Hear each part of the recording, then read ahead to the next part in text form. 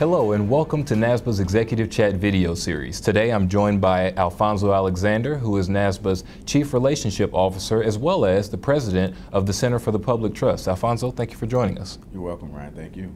All right, now tell us a little bit about your role as the Chief Relationship Officer. Sure, Ryan.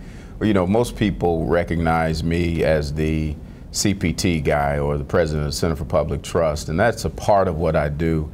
But at NASBA, I also serve, as you mentioned, as a Chief Relationship Officer, which includes several departments here within NASBA. Our Communications and Meetings Department, as well as our Marketing Department and our Training function and our Human Resources Department all make up what we call the Office of Relationship Development, in which I provide leadership for. Tell us a little bit about your background. I'm a native of Tennessee. I was born in Murfreesboro, Tennessee, which is about 30 miles southeast of Nashville here. But I went to undergraduate school at Tennessee Tech University, which is about an hour and a half east of Nashville, primarily going to pursue an engineering degree. I wanted to be an industrial engineer because I learned that that was the engineering function that was closest to business. And I was really good in math, pretty good in science, but loved business, so I chose that. After a couple of semesters, I was doing well, but I thought, you know, why am I doing this when business is really what I want to do? So I changed and got a degree in business management there with an emphasis on human resources and a minor in marketing. Then started my career, worked at Fortune 500 companies for a period, as well as a couple nonprofits for a period, and then came to NASBA after I started my own consulting firm. Since being at NASBA, I've had an opportunity to do a variety of things.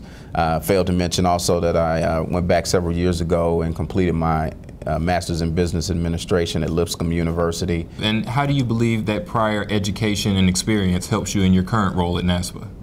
Well, it's interesting. The background that I have from an educational standpoint covers both HR and marketing, and I work with the Human Resources Department here as well as the Marketing and Communications Department.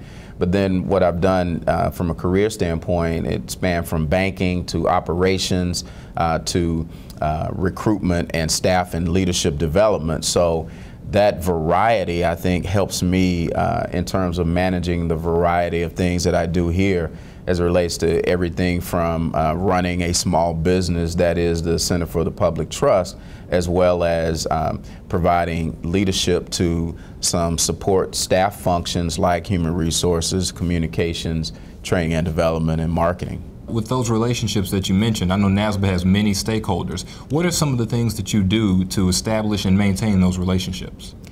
Several things, and those relationships really are twofold. The internal relationships are really what the Human Resources Department has accountability for working and helping to manage. And so we try and do things to make NASBA one of the best places to work literally in the world, as evidenced by some of the awards that we won over the years. And so and my role in that is to try and provide strategic leadership and strategic direction in terms of what we do from a human resources standpoint within the organization.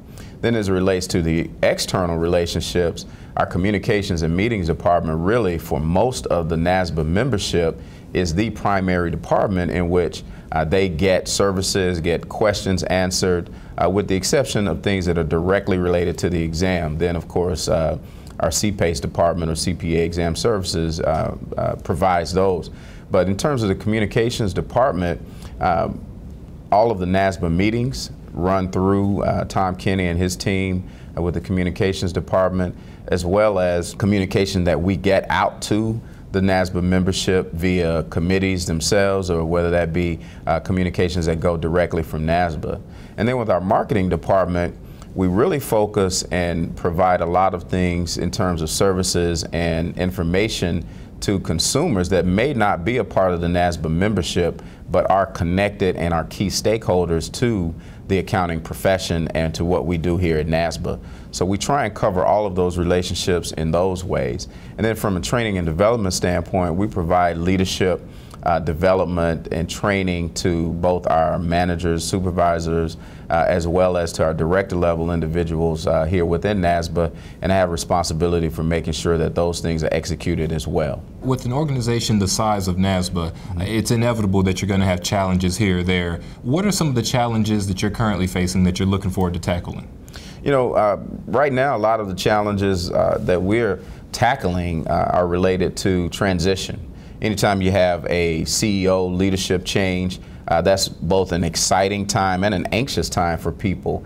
And so we're managing the cultural change that comes along with that. I think our people are responding very well. We're looking at how we manage our business from an overall standpoint, because again, when you have this type of transition, that's a good time to take a look literally at everything and see what is working most effectively, what are some things that we can do to improve it. And so I play an active role in participating in those changes and trying to make sure that we maintain the really good things about our culture, as well as that we correct the things that need to be improved with our culture.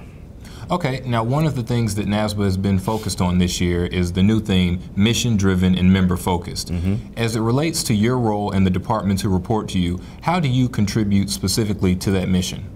Well, I think it comes down to focus, and with our communications department, a lot of it being related to PR, and then with our human resources department really being related to, or closely related to, helping to establish a culture, then for me it means that we have to take the lead and really focus on that whole new moniker of this mission-driven, member-focused. And so what we're trying to do is provide outstanding services to our members, as well as really trying to make sure that we build a culture within the organization from a staff standpoint that is truly living up to that member-driven approach. And so that my role is to help try and provide leadership as we push toward making that a reality here in our organization.